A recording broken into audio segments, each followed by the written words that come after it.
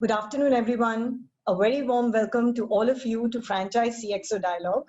This series involves learning from thought leaders at leading franchise organizations. Hope you all are keeping safe and healthy. My name is Ashita Marya, and I'm the CEO for Franchise India. I'm very excited today to welcome Mr. Soham Choksi. He's the co-founder at Shipsy, an IIT alumni, is a proactive, young, and a very enterprising individual. After his tenure at Deutsche Bank, in addition to clearing 2 levels of CFA, he started a company by the name of Mappo and sold that company in June 2015 prior to starting Shipsy. He founded Shipsy along with one of his batchmates, Dhruv Agarwal, who's another co-founder at Shipsy, to bring in a unique change in logistics industry with the use of technology, data, and AI at a different scale. In the initial year of business, Soham himself used to deliver some packages to the customers. And under his leadership, Shipsy has raised 3 rounds of funding till date, and the latest being from InfoEdge in a pre-Series A funding. Shipsy now works with both domestic and international flights and has about 8% of total Indian trade being done from Shipsy's platform.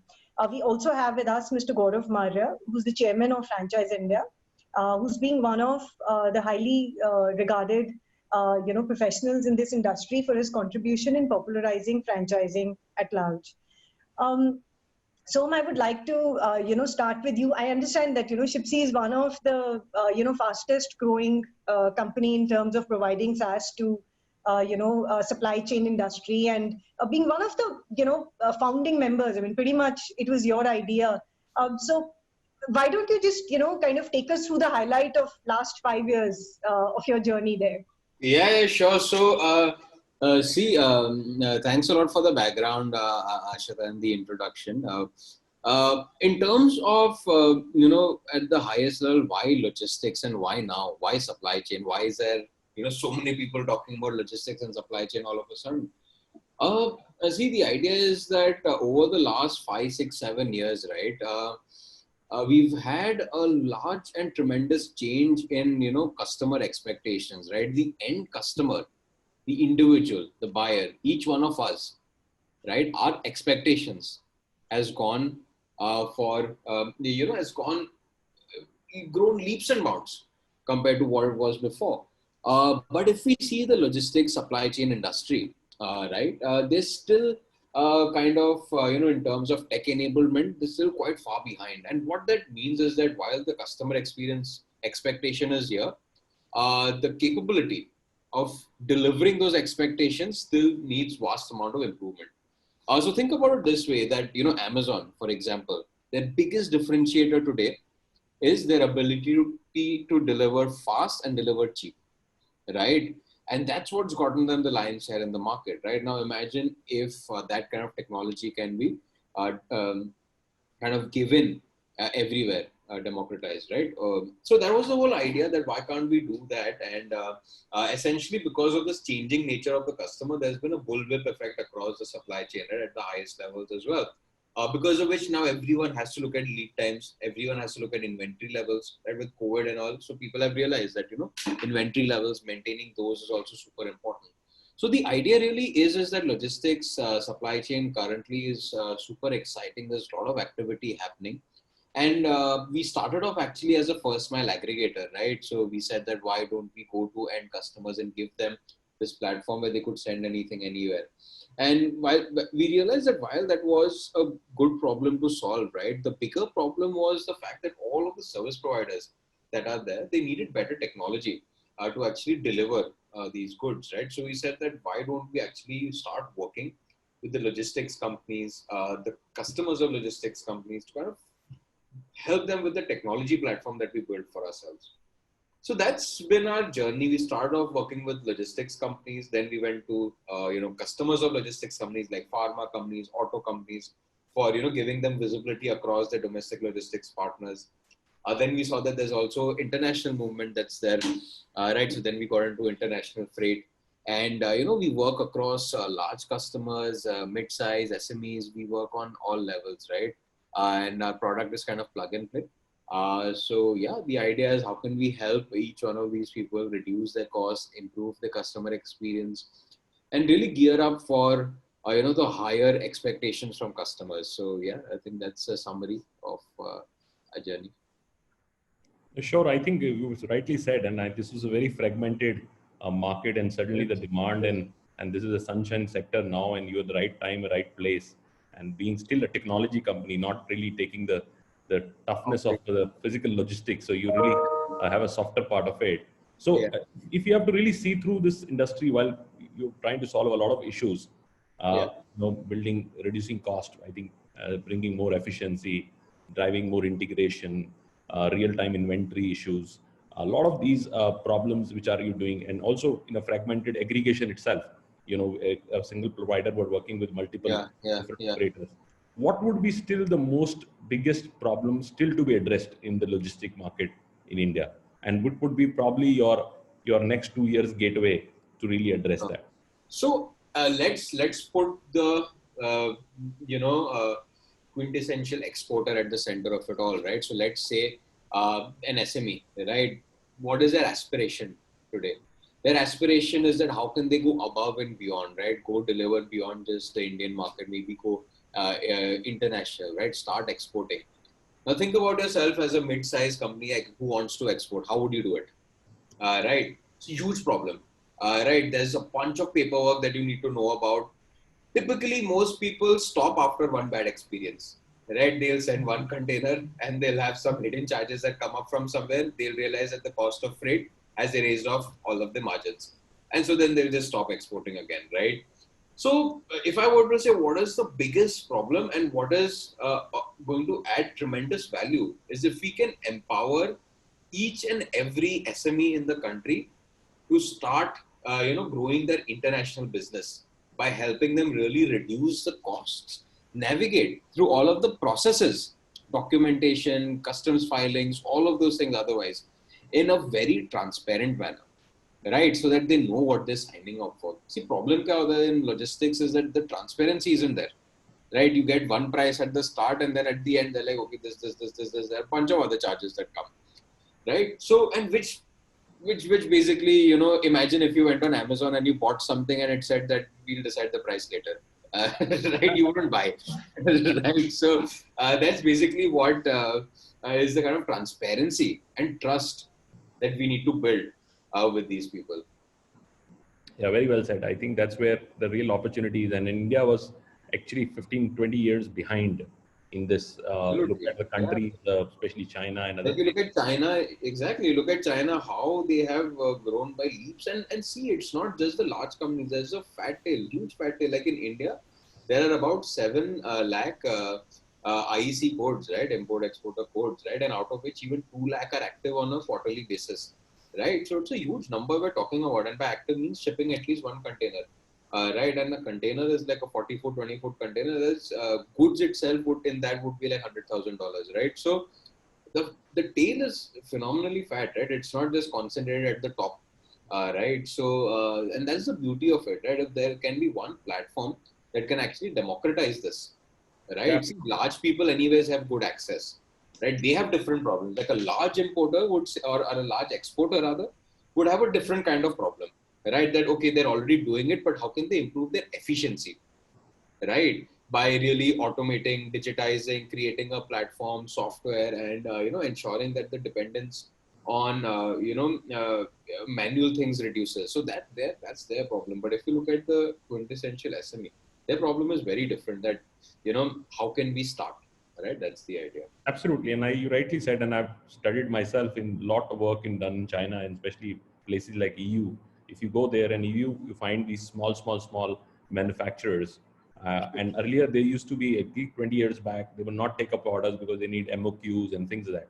Because of sophistication and the technology and integrated logistics, now they pick up as small as half a container orders and things that Exactly. we picked in the morning. By afternoon, they know exact pictures will start coming in, where the shipping is gone, where the truck has reached, how it is loaded, and what is in transition. Everything is seamless. And because it being seamless, it creates a huge amount of opportunity for these smaller players to really look at global marketplaces. And India, the problem with manufacturers is that everybody is not optimized and they're running on lesser on efficiency. Somebody is running 30%, 40%, just because they are lack on entire thing. And just capability of B2B marketing would not do that. I think what you are trying to address is a much bigger problem, which everybody was. Absolutely, and if we can empower them, help them do more business, I think that's a phenomenal place to be in. Absolutely, and that's where. And do you think in bilateral trade, and when you talked about the export part of it, and which is very interesting, and nobody else is really talking about that, and what needs to be done. Which are the markets which you really do see? Any clusters or any windows you've really seen, like India, GCC, big bilateral trade, or any other market where you're really building up that portfolio? Yeah, so I think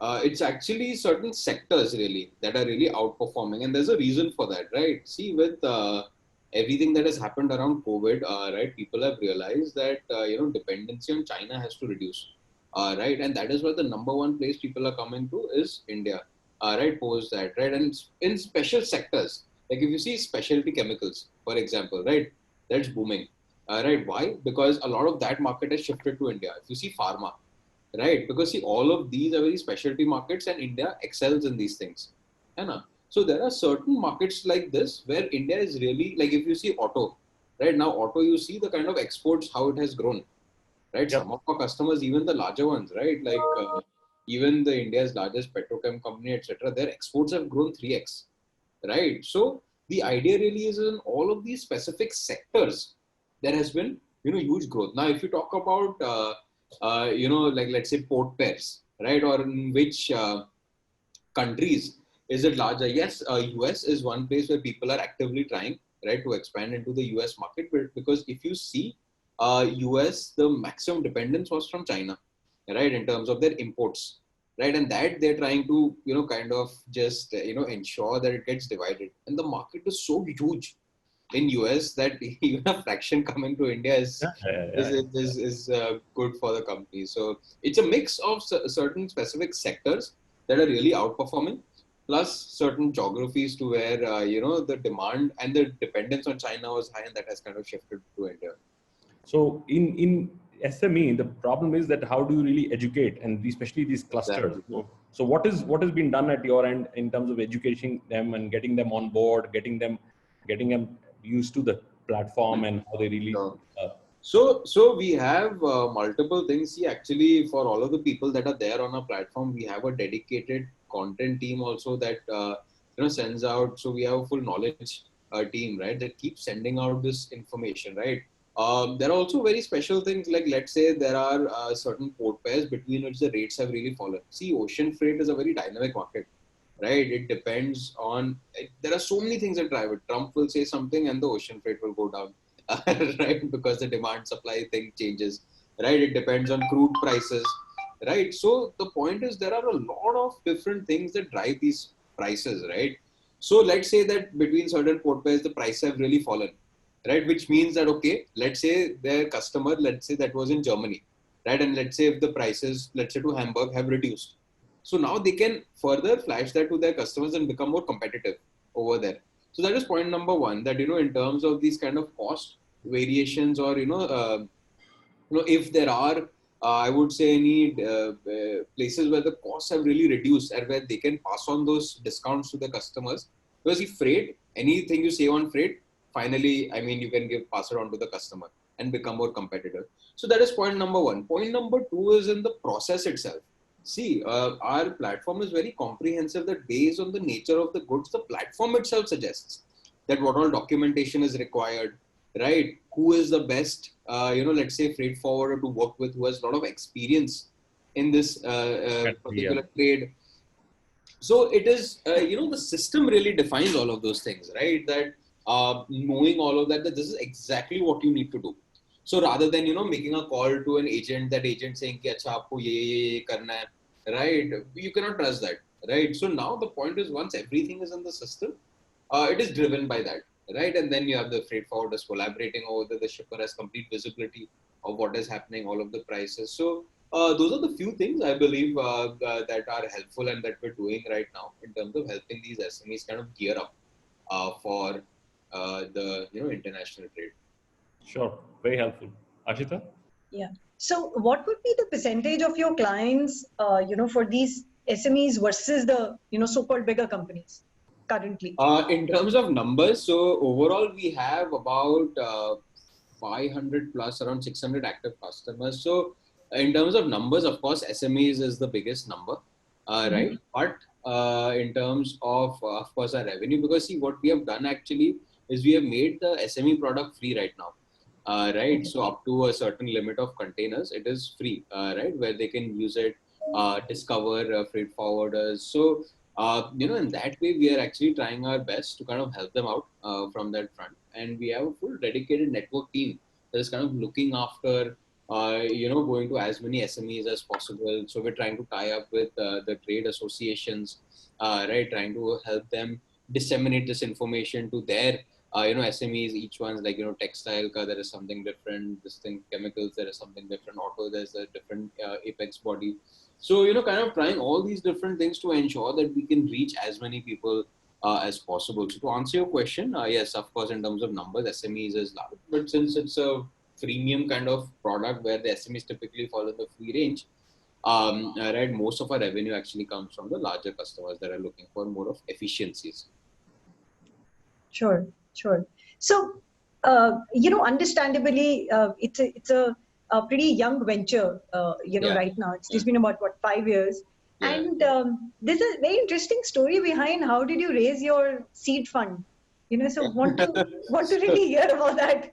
Yeah. So it's been a very interesting journey. I would say that, see, there are a lot of opportunities out there, right? And you try 100 things, 2 will work out, right? Or 1 will work out. So what is in your hand is trying, right? And you never know what will come your way. So, and that has happened multiple times, right? So that was a pretty interesting story. So for our angel round, see, back in the day when we were doing operations, so, we had a lot of customers and they were also learning about the product. And we had this one particular seller who kind of exchanged the addresses of the packages, right? Like Delhi to Noida and Noida to Delhi. So the Noida one went to Delhi, Delhi one went to Noida. And the seller, she was very, disturbed, right? So we said that, okay, we'll help you out, right? And it was a Sunday. So I decided that, I'll go myself, I'll take the metro and I'll see what, how I can, maybe retrieve that.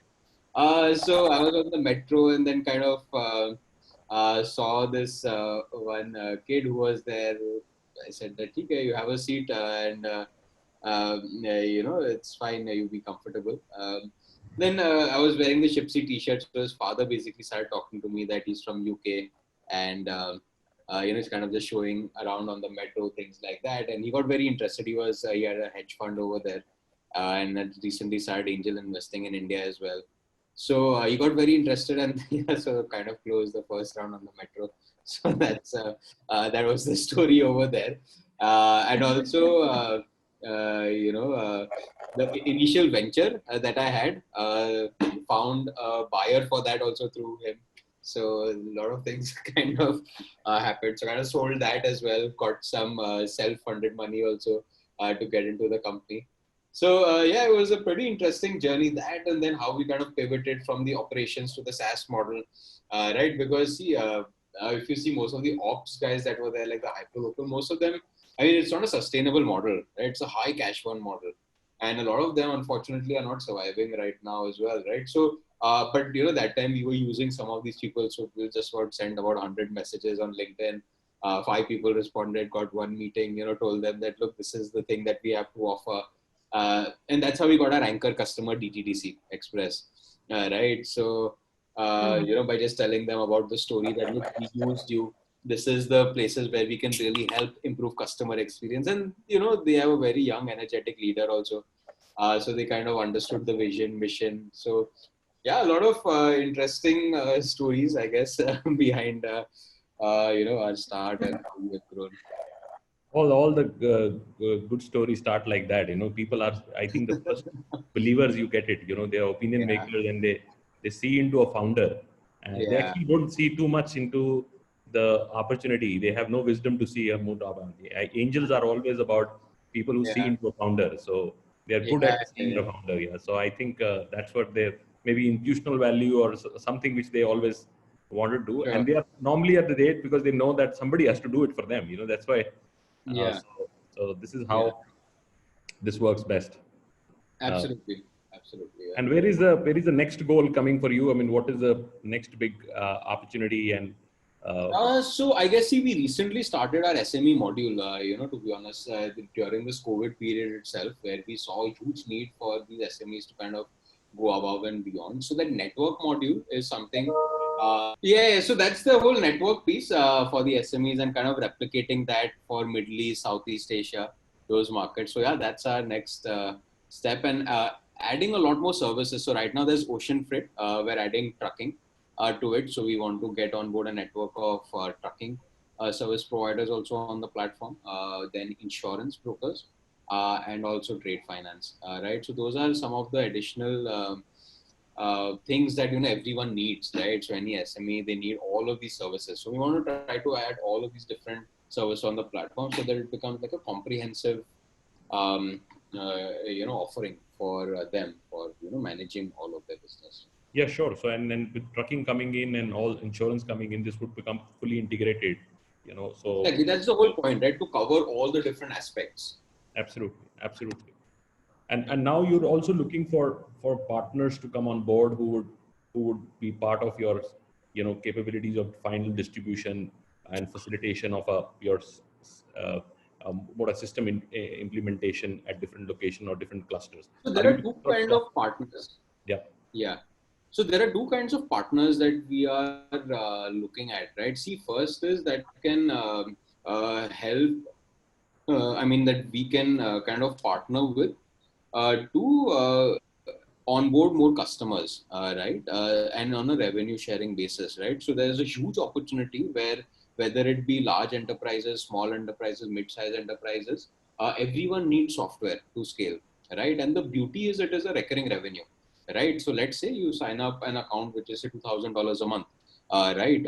So it's a revenue sharing and it keeps going on and on. You close it once, by virtue of the platform being very strong, the company is retained on it and they keep paying, right? It's like Netflix, 500 rupees just go from your account every month, right? You don't even realize it, right? So that's the whole beauty of SaaS, right? That it keeps coming. And the good part is that we're sharing all of the variable revenues as well. It's not just the setup fee, we're sharing the variable revenue. So that is one part, right? And we have a huge set of target customers that we can acquire in India and of course in other places as well. But yeah, that is one part. The second is for all of the services that we're offering to SMEs. So think about it this way, that we have about 6,000, 7,000 odd SMEs on the platform right now. Right. So what are the different services we can offer to them? So ocean freight, yes. So we have about 200 odd freight forwarders, agents that are offering their services on the platform. Sure. Right. Now the question is, can we get on board more of those? Can we onboard certain truckers? Can we onboard certain insurance brokers? Can we what all services can be on board? Right. So the idea is there's this network. What all can we offer to them? Right. They're active on the platform. What more can we offer to them? So those are the two main things that we're honestly looking for in terms of partners. Staying on the first part of the partners, which are typically resellers, and this is a great model, and I should compliment you because we've done a lot of work for even the largest of companies, the Microsofts and likes of them, where we created the reseller programs. And these reseller programs were one low ticket, and the acquisition used to take a lot of cost of acquisition, and they were only one time paid. So the problem was that the resellers were not so happy because they were not getting any recurring income coming on that. So what you've done is actually the right thing. If somebody starts in Ludhiana, works hard and gets say 500 different clients onboarded on the entire thing, then you have a recurring revenue which is historically going to come from each of the client as they keep using that thing. So it can become a very interesting, because India has about 800 different industry clusters, and each of the cluster can have a very strong partner, and each partner then can go down and acquire these partners. So this can be a great opportunity. No, absolutely. I think, because there is a huge opportunity, especially like even for the SME market, right? Let's say we get people to onboard SMEs also, right? To do, business on the platform. See, there we earn from the freight forwarders that actually pay the commission also. So even there is a revenue opportunity over there, right? So, whether it be SMEs, whether it be selling to the SMEs, because finally when the SME makes a booking, it's a freight forwarder that gets the business, and they share a commission with us, and that's a decent commission, right? So which we can further share with the partner who helps us onboard that SME. So I think then, and that is again recurring, right? Because see, once someone comes on the platform, they see low rates, they keep making bookings through the platform, right? So whether it be actually selling the software, right, or it be selling this platform for the freight, ocean freight, right? Both of them have good opportunities, and it's recurring. That's the best part. Would it not make sense to have the same partner in a particular cluster to do both, or will not be able to do that? Some has one. It is just, I would say it's ideally, of course, one partner doing both helps. But since it's slightly different kind of selling, Correct. right? It's a Correct. slightly different kind of selling. So that's the only thing, right? Why? I mean, for us, it makes sense. For the partner, if attacking both makes sense, then why not? Because see, one by virtue of it is slightly, slightly large size accounts, like an e-commerce company or a large importer, large exporter, or a large 3PL, right? And there you're actually selling the software. And the other is where you're actually telling them that, look, guys, this is a platform. You can manage all of your operations, do the bookings through this platform. So it's slightly different nature over there. Not too different, absolutely something that can be done by one partner also, for sure. Very interesting, very interesting. I think, and there's one of our members are asking question, Poonam is asking question that would you do the training for them to really be ready Yes. for presenting that, because that's very important part of it. Because yeah, so we have a dedicated channel partner team that does this training, right, that takes these sessions and kind of helps them gear up in terms of the platform. So they get the login credentials of the platform so that any demo that has to be shown, that can be done, and all of the training that is there, that can also be done. So yes, that is part of it. Yeah. So is there any geographical rights to it? That you say that, okay, if, one partner is there located in, say, one area, somebody else, do you give him exclusive rights for that area? Currently, we don't have exclusivity per se. Right. Right now, there is no concept of exclusivity because see, a lot of the customers also, they are distributed across, right? They'll have one, factory in one place, one factory in another place. So typically, there is no exclusivity as such defined, but yes, there are demarcated zones for each person. That okay, you will look into this zone. Currently, we don't have the construct of exclusivity. And I also feel that there should be no exclusivity because fundamentally, this is an opportunity of more direct sales kind of function, and one can go and reach out to as many you want to do. You can also use a lot of referral programs because one company would give you a reference to another one, and actually this would limit both sides. Network. You create, yeah. It's a network. See, actually, I'll tell you, Gaurav, that it does not end here. See, you can sit in India and sell to people in US, Germany, everywhere, right? Now, see, think of the exporter, right? The person on the other side is also an importer, right? So that is also a potential business opportunity, right? That person also needs the platform. That person also needs the software. They need to track not just across this exporter, they need to track across, 300 more of their suppliers, right? So that is also, because see, that is what we're creating. It's a global trade network, right? That this exporter brings on board, say, 200 of their customers. So now each one of those 200 is a potential business opportunity. And which is why it's a truly global thing. That's why I see we can exclusivity and all aata nahi hai, because see, it's a sitting in India, Ludhiana guy is selling to US guy, right? That US guy is also a customer. I personally feel it is limiting at both sides and both ends.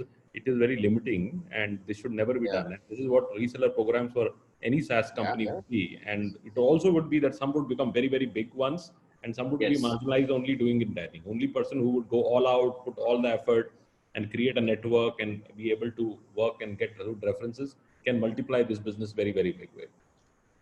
Exactly, and it's just about being smart about it, right? See, if you acquire one customer, and if that customer is happy, you can actually get, 30, 40, 50 more from that one person, right? So that's the beauty of it, and you can keep going to them, keep asking for referrals, right? That please introduce me to your customer, they will also need it, right? Or please introduce me to your trading partner who is supplying to you, because they will also be exporting, importing. They will be doing all of those things. So the idea really is that there is, a lot of potential for, cross-selling, upselling as well.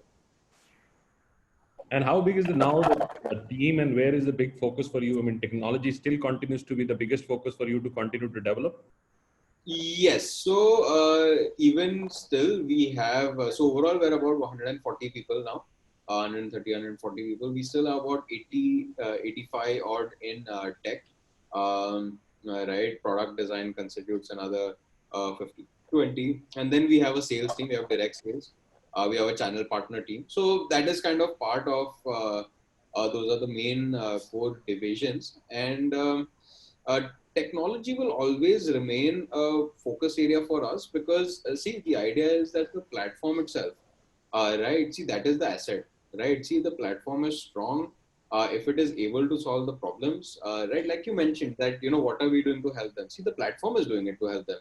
What do we do as people, right? So the platform has to be very strong, and we keep adding more and more functionalities. Like today, there is only, say, full container loads and exports that can be done.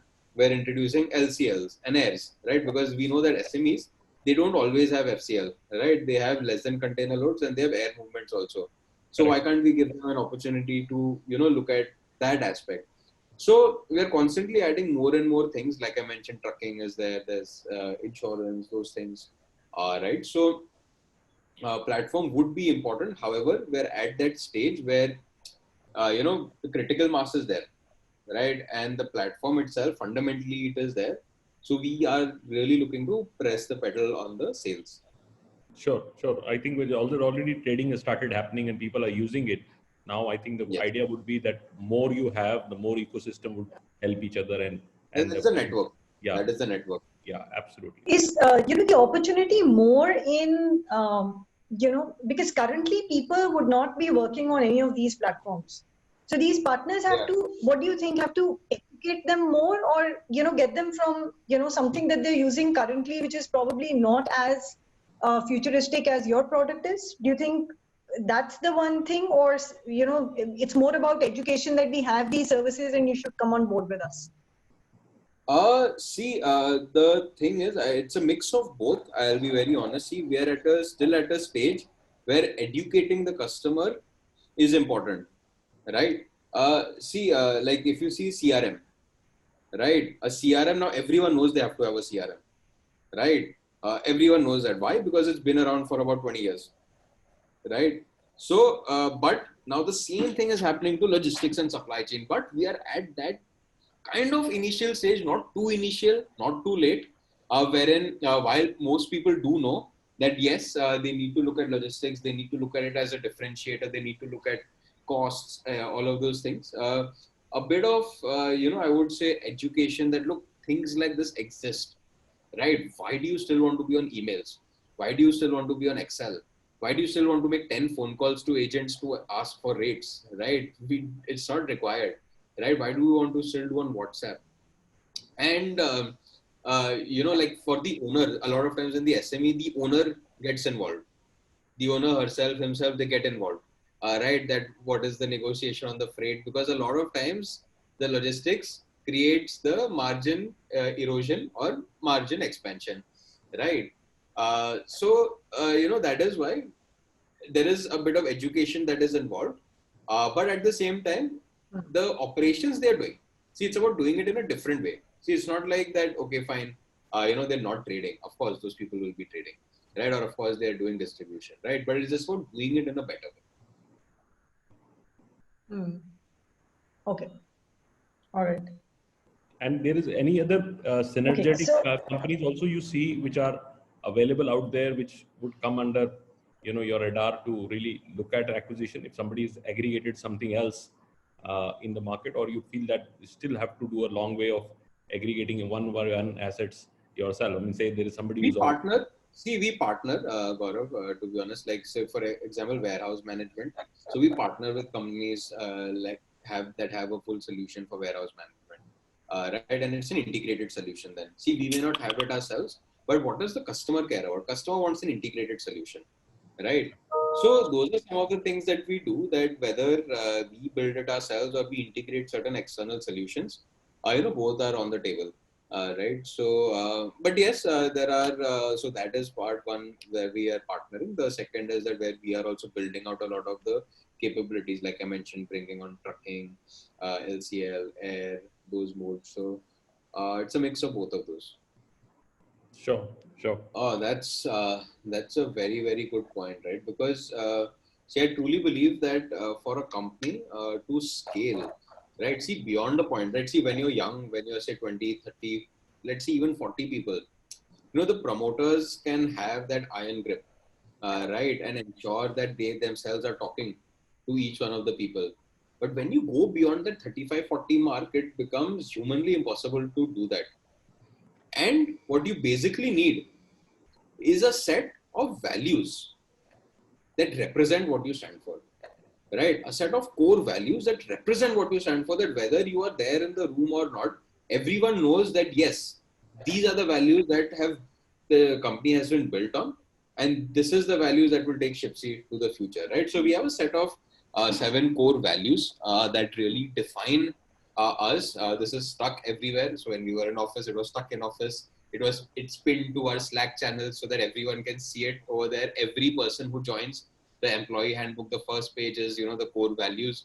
So, that is what we do to ensure that, that culture stays, right? Say something like customer obsession, right? See, we're not solving our own problem. We're always solving the problem of the customer, right? So don't think of it that way, that what is my problem? No, nobody cares about your problem. They're all talking about the customer's problem, right? So that, and then, frugality, right? That's very important, right? So and frugality not just in terms of money, in terms of time, right? That how can you ensure that you use each person, like if you're going into a meeting, it has to be very well prepared, right? You can't waste people's time over there, so you need to be frugal. So and so a bunch of these core values, right? So that's typically what we use to kind of ensure that everyone remains aligned.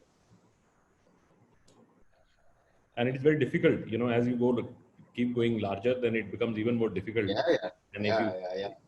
and especially if you And do, actually, the point is, Gaurav, that see, in office, in a physical environment, you can still do that. You can just walk up to someone in the cafeteria, have a chat with them, right, and get to know the pulse of the organization, correct, correct. right? But in a work from home scenario, it's very difficult, right, to know what is going on in people's minds. What are they thinking about? What are they worried about? What are their concerns? What would make them happy? What would keep them satisfied? I think so. That makes it a little tougher in a work from home environment to be able to do that, and it requires a different set of strategies, right, to be able to kind of make it successful even in this environment. Absolutely, absolutely. Yeah. Yeah. So you guys are back in the offices, or you're still working from different Yes, locations? not yet. Still working from home. Yeah. We do have our office, and we still have all of those contracts in place, but we're not really using. I go maybe once or twice a week, and that's a bit for meeting a lot of the senior people, senior managers, to kind of discuss on strategy related points. But we don't really see a need. Like, see, even when we were in office, everything was on Slack, everything was on Confluence, Jira, right? So it's all anyways like that. A lot of our customers are international, right? So we serve them from here. So the idea is that we were kind of inherently geared for work from home, and office was, where people used to interact, catch up with each other, a lot of stress busting sessions. So all of those things, which we kind of miss, but yeah, given that it's still not very safe, we're kind of avoiding seeing that, taking things as it comes. And It, after this, hopefully, there's a mix of both. It'll become mix of both. People would buy, but it some would. people would like that. And this is It not. would, it would, it would. So what I have actually mentioned to the team is that, see, even when we do open, it would be either the full team is in office or the full team is working from home, right? See, because what happens, the problem is that is if 3 members in the team are home, 4 members are in office, right? So you're running a call, 4 people in front, 3 over there, right? So that becomes difficult. But if it's 50-50, let's say the whole team in office or whole team working from home, so that is good. That is fine. So, and that is what ensures that at any given point of time across all of your teams, basically 50% workforce will be in office, which creates the social distancing. It creates all of those things as well. And basically, yeah, that collaboration still doesn't break. Correct. Absolutely. That's where value really comes in. True. So I think that's what, I like reading Robert Felix on that. And that's what he says, that, the choices that you make in any given condition actually defines, the culture and the strategy in every perspective. And that flows, from up to down. So I think, yeah, that's what, the changes. So people reflect on that, so your teams would reflect on that. Exactly. Yeah. So, yeah, that's something which is very interesting. So how, I'm sure, you would be looking for, customer servicing and, their feedbacks, but what, defines in the company to do that, or what encourages you to do that? And what is it that you would like to achieve, as a satisfactory level in terms of servicing customers? Sure. So, see, of course, we have, a bunch of defined metrics, the standard stuff, right? But see, the point really is that how do you drive that in as a culture, right? That customer servicing and making sure that the customer is happy at all costs, right? No excuses given, right? See, that is something that comes from the top. That, what happens is a lot of times there would be that, okay, maybe there are a bunch of tickets that have piled up. So there'll be a time where all senior people will be like, let's leave everything that we're doing. Let's just focus on making sure that all of our backlog and tickets has been cleared, right? So that, the customer should never suffer, right? So the point is, internally between the teams, yes, we could suffer, somebody has to do someone else's job, somebody else to do someone else's job to fill in, but the customer can never suffer. So I think, one is the softer aspect like this that I spoke about. Of course, the harder aspects is we have very defined metrics, SLAs that we have for customers, like for P1 tickets, P2 tickets, P3 tickets, P4 tickets, the exact number of hours in which we have to respond. And we use Jira as a tool to ensure that, all the SLAs can be tracked by the customer internally, and all of the metrics are there. So it's a mix of both the softer and the harder aspects. Absolutely. And then once you Sure, because having said that, on that, then I think everybody starts following that. It's actually early stage when you implement this. I've really realized that a lot of companies, and especially in startups, I've realized they go a life cycle and then they start implementing. It doesn't come there easy. No, it has to be from the start. It has to be from the start. See, that's the thing about, product companies in India. I feel that we honestly have a lot to learn from our global counterparts, right? When it comes to customer servicing and support, right? See, it's not about acquiring a customer, right? It is about retaining that customer, because one happy customer will give you 30 other customers. On the other hand, one unhappy customer will also ensure that you don't. He can take away all the happiness, your happiness, and also your customer's happiness. They will take all the happiness.